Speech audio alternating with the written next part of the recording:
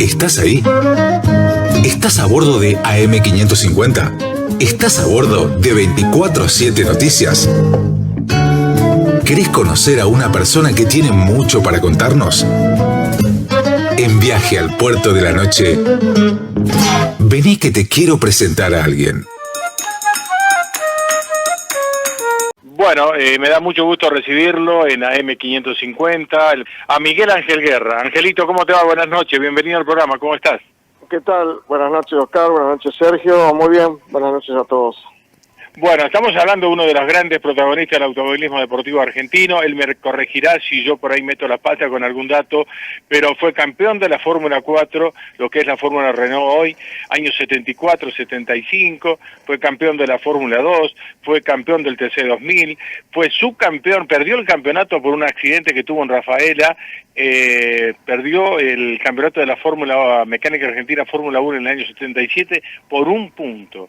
Fue un corredor de aquellos que marcaron historia y llegó a la Fórmula 1. Lamentablemente no tuvo la suerte, acá sí que hay que remarcar que no tuvo suerte, porque estuvo reunido con Enzo Ferrari, hay que agradecerle, creo yo que le va a agradecer también una mano grande de Lolle Reutemann, pero vamos a dejar que él lo cuente.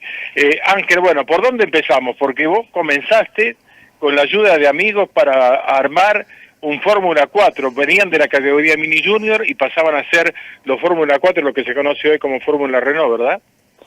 Bueno, sí, así es. Empecé desde muy temprano, tenía 15 años y obviamente que hice muchas cosas. Trabajé en una farmacia, trabajé de ayudante de un chapista, mecánico, hasta que, bueno, di justo de entrar en taller de Osvaldo Antelo, que en ese momento preparaban los Renault 1093, que fueron históricos también en el automovilismo. Y bueno, después de estar ahí ayudando, obviamente que tenía ya conocimiento de armar un auto de carrera y empezó mi gran pasión por los fierros. Y en la época cuando yo tenía 18 años, tenía que cumplir los 18 años para que te den el registro, si no, no podías competir. No era claro, como hoy día que con 14, 15, 10 años el permiso de los padres uno puede ya correr.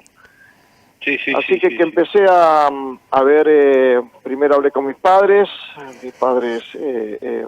obviamente me apoyaron, pero tampoco tenían el suficiente dinero como para poder tener un auto completo. Osvaldo Antelo me dio el motor, me dio la caja, unos amigos me dieron la goma, el otro me dio buzo, casco, yo hice una rifa con una moto que tenía. Claro. Y bueno, yo creo que en todo esto también la suerte te tiene que acompañar. Obviamente que era muy joven y rápidamente pude ganar en la categoría y bueno, creo que eso también ayudó mucho al crecimiento hacia las categorías superiores, ¿no? Ajá. Ángel, vos debutás en la Fórmula 4 ya era, ¿no? Porque hay que decir que en los comienzos se llamaba categoría Mini Junior, con autos con motores muy pequeños, como los NSU, los Izar y demás. Vos debutás en la Fórmula 4, ¿en qué año? Eso fue en el año 71, o sea, ya ahí empezó la época de los motores Renault, nada más que después vino el acuerdo comercial. Yo empecé con la Fórmula 4, pero ya era prácticamente la Fórmula Renault, eso fue en el año 71. Ajá.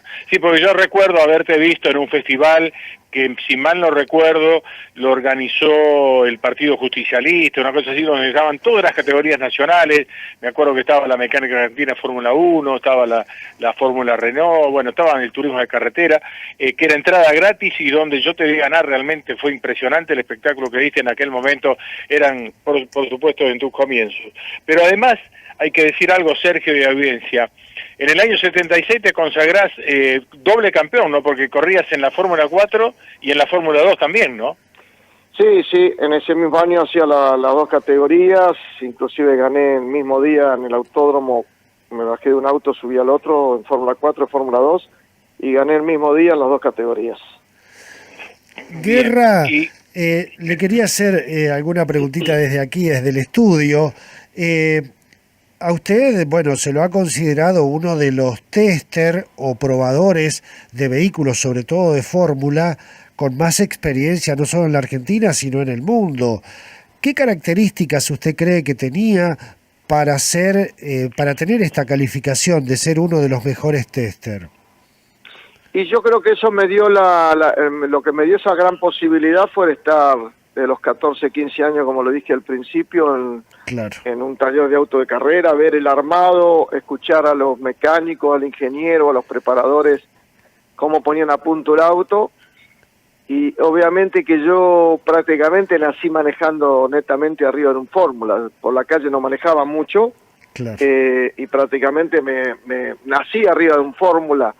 Y la Fórmula te da esa gran sensibilidad que tiene el piloto a aprender a manejar sin potencia y administrar lo máximo que uno puede en lo que es la puesta a punto del auto. Y eso me dio una gran posibilidad de que en esos años, obviamente que era muy importante el piloto que pudiera transmitirle a todo el equipo lo que el auto tenía y lo que el auto necesitaba en función de sacar lo mejor en tanto al chasis y al motor. Claro, porque estábamos viviendo en el mundo ese tránsito del avance de la tecnología en los autos, ¿verdad? Claro, o sea, en esa época, bueno, ya había dejado, o sea, Oscar Galve o Juan, que eran mecánicos y también se hacía sus propios motores como Fangio. Claro. Y después vino esta escalada de la Fórmula que como lo dije, y hoy día sigue siendo el gran semillero de nuestro automovilismo, que es la Fórmula Renault, ¿no? De ahí salen los chicos con un potencial tremendo para ir a cualquier categoría, sea a nivel nacional o internacional. Más allá de que obviamente hoy la electrónica y todo lo que usan en computación se achicó un poco la brecha de tener o no tanto conocimiento en la puesta a punto, porque ya los ingenieros ven rápidamente lo que hace un auto dentro de una computadora. Claro. También diste un gran paso cuando le compraron el auto a Pablo Brea, y estoy hablando de la mecánica argentina Fórmula 1, y donde vos eras muy exigente, ¿no? Le decías a Antelo que el auto para vos no andaba lo suficientemente rápido, y Antelo no quería saber nada con eso, ¿no? Porque tenía miedo que te pegaras un golpazo fuerte en el Autódromo de Buenos Aires, ¿no? Y sí, eso fue una linda historia porque evidentemente lo dije antes, las categorías menores es muy bueno ir de categorías menores con poca potencia y después vas arriba con mucha potencia y se facilita un poco la cosa.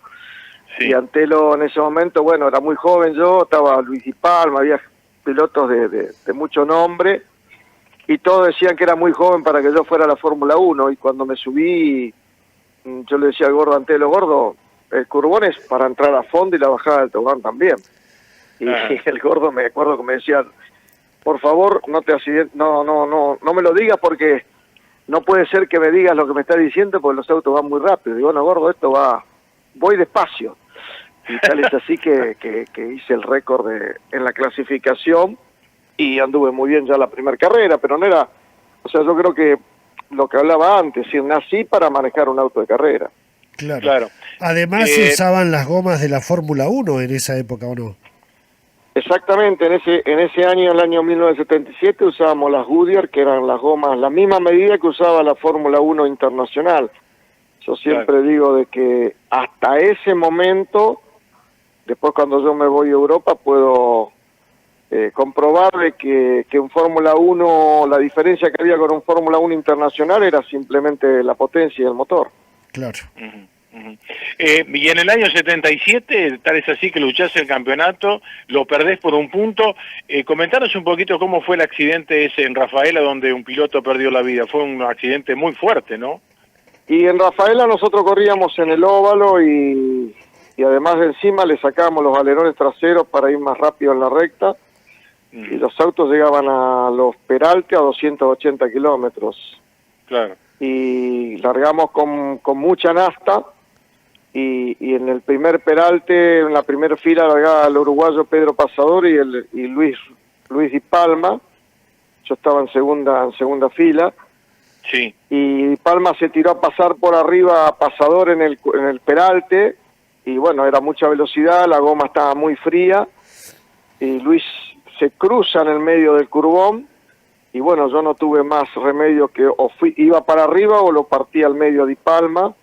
Intenté ir para arriba, lo rozo en la parte trasera, mi auto se parte en dos cuando pegan el guarray arriba, y bueno, pero atrás venían todos los demás que venían a la misma velocidad, y como llegaban se iban pegando uno tras otro.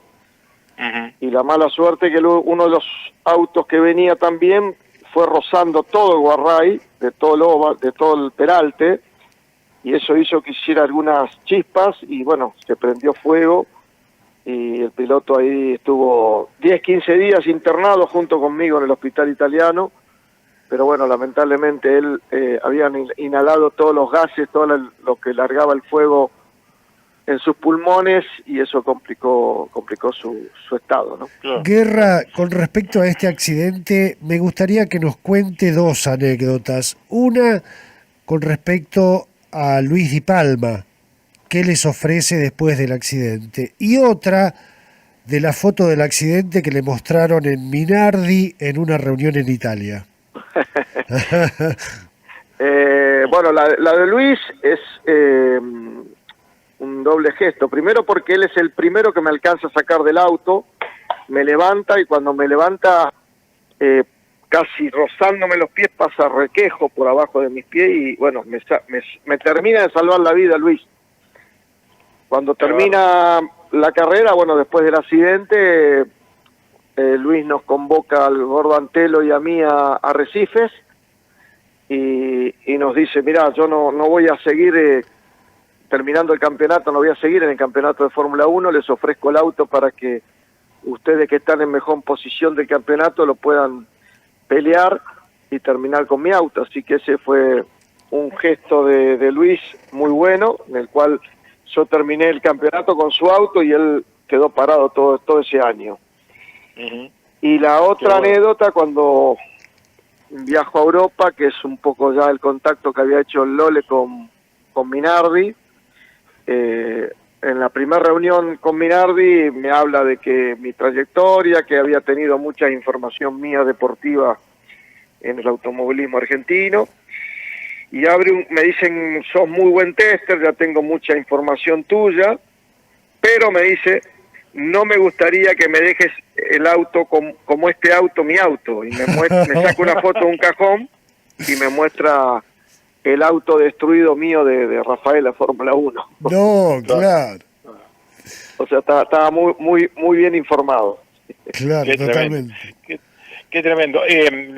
Bueno, ya estamos en Europa, ¿no? Digo, ¿cómo se produce tu partida a Europa? Porque vos en un momento lo conocés a Domingo Cutuli, que era el representante de Lole en Argentina. ¿Él fue el que te ofreció ir a Europa? ¿Vos charlaste con él? ¿Cómo fue eso? Mira, en ese momento obviamente que todos estaban ya pensando que el Lole se iba a retirar en algún momento, y bueno, apuntaban a un piloto para que el día que el Lole dejara de correr, por lo menos algún otro argentino esté en ese lugar. Y obviamente que yo venía ganando en todas las categorías de monoplaza y tenía mucho apoyo periodístico que también empujaba, en función de que yo era uno de los que más posibilidades tendría que tener de ir a Europa. No lo conocía a Domingo Cutuli, y Domingo Cutuli era apoderado del Lole en ese momento. En un momento que nos presenta Héctor Flitter a Domingo Cutuli, y bueno, tuve una reunión un día, y Domingo me dijo: bueno, ¿qué te gustaría ir a Europa? Le digo: sí, obviamente, por supuesto que me gustaría, pero no tengo yo la gran posibilidad. Claro. Bueno, me dice: dame unos días, que vamos a ver qué es lo que podemos hacer. Y a la semana me estuvo llamando, me dice: venite a mi oficina. Cuando fui, me dice: bueno, prepárate que tal día viajás a Italia. Y la verdad que me causó una enorme emoción, pero también a su vez me causó sorpresa de que en tan poco tiempo podía organizar mi viaje. Ya había hablado con el Lole, y el Lole había hecho ya la conexión con Giancarlo Minardi. Bueno, y ahí contanos, porque tenemos que ir rápido, porque bueno, no tenemos mucho tiempo para hacer la nota. ¿Cómo fue tu charla nada menos que con Don Enzo Ferrari? Y bueno, eso fue algo muy muy bueno, muy emotivo también, porque Elio De Angeli era el único piloto que después de tantos años, después de la muerte de Ignacio Giunti en Argentina, Sí. Enzo Ferrari había dicho que nunca más un piloto italiano iba a estar en sus autos, pero sí Elio De Angeli ya tenía un precontrato firmado con Ferrari para volver a correr después de muchos años en la Fórmula 1 con Ferrari. Tuvo una discusión con uno de los ingenieros y en la semana Minardi me llama, me dice, mira, Elio De Angeli no va a correr el Fórmula 2 que tenía motor Ferrari, Dino Ferrari, y estamos autorizados para que lo corras vos.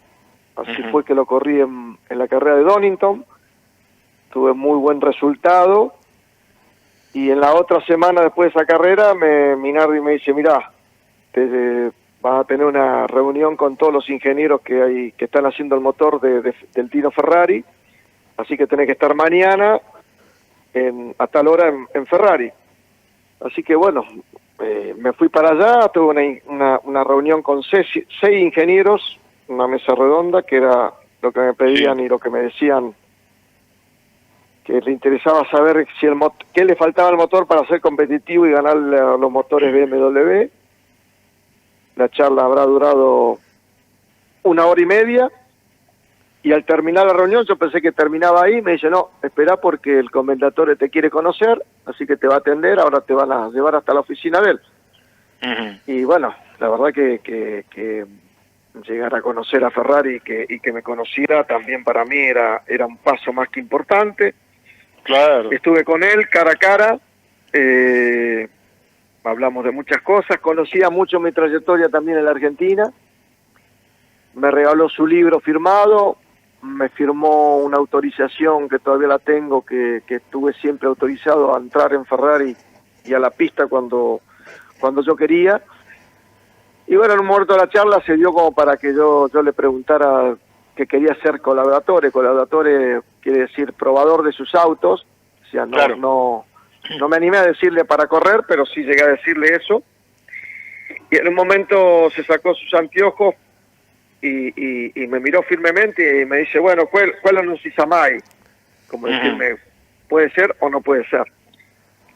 Y me quedé impactado con eso, porque cuando salí de la reunión, que estaba Minardi esperándome, le digo, hay algo que no entendí de lo que hizo Ferrari. En el momento que yo le pido para ser colaborador de él, se sacó los anteojos.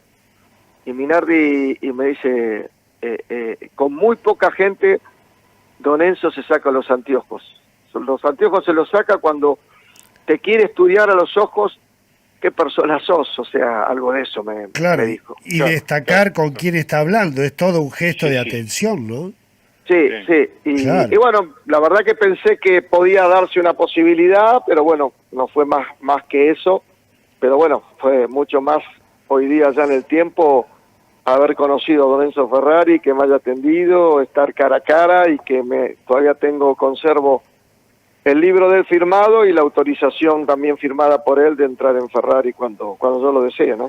Les recuerdo a la audiencia que estamos hablando con uno de los más grandes ídolos que ha tenido, que tiene el automovilismo nacional, con un gran paso por Europa. Estamos charlando en Historias a Fondo con Miguel Ángel Guerra.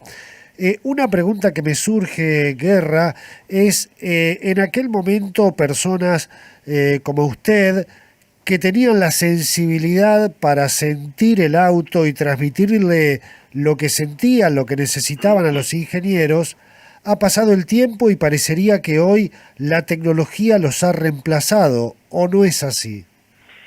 Y yo creo que sí. Yo siempre digo, no desmerezco la actualidad hoy de la Fórmula 1 ni de los pilotos, obviamente. Pero bueno, yo los veo subir al podio que no están ni mojada la nuca de atrás. Claro. Nosotros bajábamos del auto y no bajábamos nada fresco. No sé si había otra tensión, había otro tipo de seguridad, pero bueno, respeto por supuesto la actualidad, respeto la capacidad de los grandes pilotos que hay hoy, pero lo nuestro de tester ha quedado, entiendo que muy atrás. Claro. Oscar. ¿Y cómo se produce tu llegada a la Fórmula 1, Ángel? Porque, bueno, estabas con Minardi, pero después apareció Sela. ¿Cómo se produce tu entrada o te llegás a subirte a un Fórmula 1? Mira, para mí fue un poco sorpresiva porque la verdad que pensaba hacer 1 o 2 años más en el Fórmula 2. Uh-huh. Y entonces pregunto por qué Osela estaba interesado en que yo vaya a correr.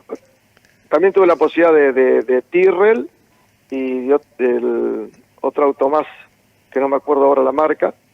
Uh-huh. Y ¿No era el Copper-Zucker también? El Copper-Zucker estuvo en su momento, pero el otro, un auto que ya corrió, el TCS, ahora no me acuerdo bien, corrió Back Tackle con el auto. Sí. El Ensign, perdón. El Ensign, sí, está bien.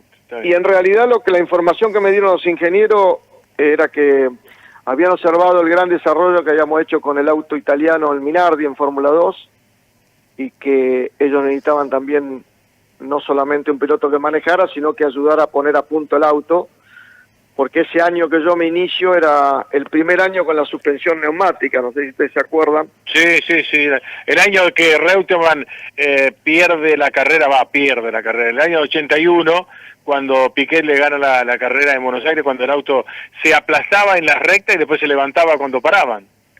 Muy bien, o sea, vos salías con la suspensión alta de los boxes a reglamento, sí, y en la pista se bajaba para que el efecto suelo tenga el 100%. Las famosas polleritas. Claro, lamentablemente el Osela tuvo muchísimo inconveniente con esa suspensión, digamos que neumática, que nunca, no bajaba al 100% y no podíamos tener el 100% del efecto suelo, y eso me complicó muchísimo.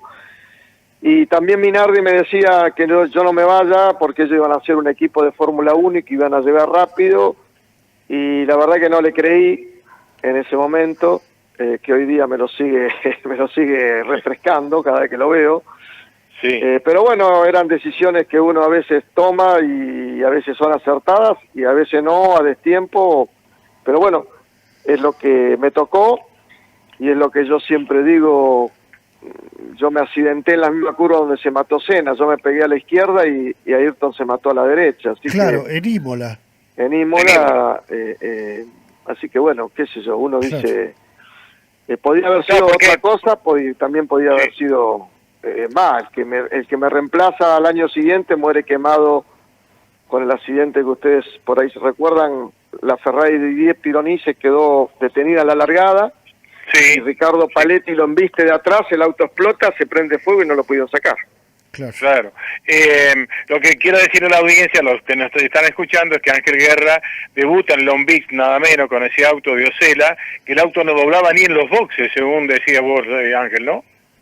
Y el auto, yo creo que no estábamos para debutar en Long Beach, porque el auto, antes de ir a Long Beach, lo probamos en una pista de aviación, que eran 2 rectas, junto a Beppe Gaviani, y de ahí cargaron los autos y nos fuimos a Long Beach. Imagínate que yo no conocía el circuito, el auto es una realidad, salí de boxes y en la primer curva no pude doblar, me tuvieron que venir a buscar porque la dirección no tenía el máximo de giro para doblar, o sea, después me llevaron a los boxes, pusieron la dirección a punto, pero bueno, yo tenía que conocer el circuito, poner a punto, y fue muy difícil poder clasificar.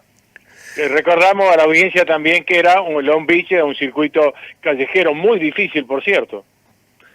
Sí, son como todos los circuitos callejeros, pero el hecho de ir sin experiencia, mi primera carrera en Fórmula 1, en un circuito callejero, con un auto nuevo, con un reglamento nuevo, y encima esas clasificaciones que tenías que estar dentro de los 27 con un tiempo, peor, porque si hubiera cambiado, o como el año anterior, o como el otro año, que entraban todos, tenía la posibilidad de por lo menos las primeras carreras de hacer kilómetros. Uh-huh. Claro. Sí. Bien. Lo feo de esto es que mucha gente lo recuerda a Miguel Ángel Guerra como el piloto que corrió menos metros dentro de la Fórmula 1, con lo cual es sumamente injusto porque ha demostrado a lo largo del tiempo ser un piloto de una extraordinaria calidad conductiva y demás, a tal punto que después volvió, salió campeón de TC 2000, bueno, y yo lo recuerdo mucho también siendo compañero de equipo del Flaco Traverso con el 405, la verdad que se veía que era un piloto que luchaba mucho para poder estar adelante. Sí, Sergio. Sí, ya para ir terminando, porque agradecerle a Guerra que nos haya recibido a esta hora, se nos ha ido el tiempo. Le quería preguntar finalmente si está vinculado al automovilismo actualmente, a quién ve de los pilotos que están en el TC, por ejemplo, con más proyección. Bueno, sí, actualmente estoy de director deportivo en el equipo de Super TC 2000 en Renault. Ajá. Con los pilotos Pernía, Arduzo, Milla, que hace 3 años consecutivos salimos campeones de campeonato de pilotos y de marca. Y en la actualidad, obviamente que está Agustín Canapino y Matías Rossi, que creo que son los dos grandes referentes que hay en el automovilismo argentino. Y hay una camada de chicos jóvenes que obviamente que dentro de 2 o 3, 4 años van a estar también en ese gran nivel. Más allá que obviamente todavía hay pilotos de nombre que se mantienen, como el caso de Ortelli, de Fontana, de Ledesma, de pilotos que están en esa línea, pero bueno, los dos hoy que sobresalen en la actualidad es Agustín Canapino y Matías Rossi. Sergio, ¿nos queda tiempo para hacer una pregunta más o ya estamos muy pasados? Una pregunta con una respuesta. Pregunta cortita con respuesta cortita. No, me parece complicada porque yo digo, a ver, el coronel Ferrero en su momento, que era secretario de Leopoldo Galtieri, le dijo, vos sos ya date por contado que estás en la Fórmula 1. Si a este loco si este loco no hace ninguna macana, estás en la Fórmula 1. ¿Es así, Ángel? Sí, fue una realidad. Yo en esa época, bueno, los militares manejaban el país y tenían mucho poder. Y bueno, me dijeron, mira, tal persona puede ser que te puedan ubicar o darte un apoyo. Y bueno, llegué, sí, coronel Ferrero se llamara, el secretario personal creo que en ese momento de Galtieri, y me dijo, yo soy muy amigo de Lole, lo conozco bien, nos dijo que el sucesor tenés que ser vos, así que quédate tranquilo, te vamos a dar todo el apoyo, salvo que este loco haga algún desastre y no podamos seguir, y bueno, sucedió el desastre. Sucedió el desastre que fue nada menos que lo de Malvinas, ¿no? La declaración, bueno, claro. Miguel Ángel Guerra, la verdad que estamos súper agradecidos de que nos haya atendido a esta hora, la gentileza, la generosidad del recuerdo, de la charla. Muchísima gente de toda la Patagonia ha estado mirando este programa en vivo por Facebook, por televisión y a través de nuestra radio AM550 La Primera. Muchísimas gracias. Bueno, muchas gracias. El agradecido soy yo por acordarse y bueno, un gusto de haberlos escuchado también a ustedes. Un gran saludo, Sergio, Oscar y a toda la audiencia. Muchas gracias y buenas noches. Viaje al puerto de la noche. Conduce el escritor y periodista Sergio Sarachu.